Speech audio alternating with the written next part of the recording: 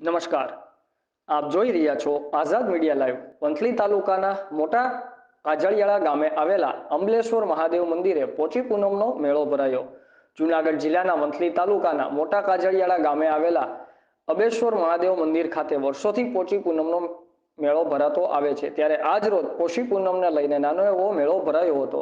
આ તકે આજુબાજુના ગ્રામ્ય વિસ્તારમાંથી ભાવિ ભક્તો સહિત ગ્રામજનો મોટી સંખ્યામાં મંદિર ખાતે મેળાનો આનંદ માણવા ઉમટી પડ્યા હતા। રિપોર્ટર રમેશભાઈ સિંગલ, આઝાદ મીડિયા લાઈવ, વંથલી।